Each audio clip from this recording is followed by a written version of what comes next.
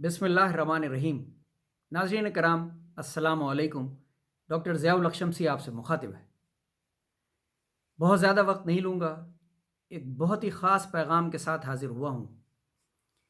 پچھلے 2 ماہ سے ملک میں جو سیاسی صورتحال ہے، میں نے اس پہ قلم تو اٹھایا لیکن آپ کے سامنے حاضر نہیں ہوا۔ واحد وجہ یہ تھی کہ ہمارا چینل غیر سیاسی ہے اور میں نے سوچا کہیں ناظرین یہ نہ سمجھیں کہ میں سیاست پہ گفتگو کر رہا ہوں، لیکن آج معاملہ سیاست سے نکل کے قومی سلامتی پہ چلا گیا ہے، اس لیے میں حاضر ہوا ہوں۔ عرض کیا ہے، اہل قلم لکھتے رہے اور اہل ہنر پڑھتے رہے۔ اہل قلم لکھتے رہے، اہل ہنر پڑھتے رہے، اہل وطن کڑھتے رہے۔ اہل وطن کڑھتے رہے، اہل چمن مرجھاتے رہے۔ اہل چمن مرجھاتے رہے۔ بڑی زیادتی ہوئی، بہت ظلم ہوا۔ رجیم چینج آپریشن کسی بھی صورت ملک کے مفاد میں نہیں تھا۔ ہم نے بھی سمجھایا تھا کہ دشمن طاق میں بیٹھا ہے۔ ہم نے بھی سمجھایا تھا دشمن طاق میں بیٹھا ہے، دشمن حملہ کرتا ہے جب تم غافل ہوتے ہو۔ کچھ عرصہ پہلے میں نے انڈین ایئر فورس چیف کی دھمکی پہ ویلاگ کیا تھا، آپ کو شاید یاد ہوگا۔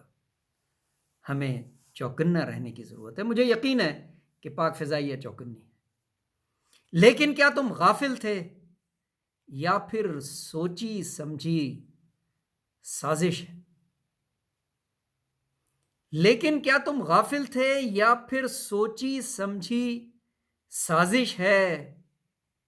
یا رب میرے وطن کو سازش کے اس چنگل سے، یا رب میرے وطن کو سازش کے اس چنگل سے کوئی نہیں بچا سکتا جو تیری رضا نہ شامل ہو۔ کوئی نہیں بچا سکتا جو تیری رضا نہ شامل ہو۔ اہل ہنر کو عقل عطا کر۔ یہ بہت اہم نقطہ ہے، خدا را غور کیجئے۔ اہل ہنر کو عقل عطا کر، اہل وطن کو سکھ عطا کر، دشمن کو نابود کر کے اہل چمن کو روشن کر دے۔ یا رب ہم کو معاف کر دے، یا رب ہم کو معاف کر دے۔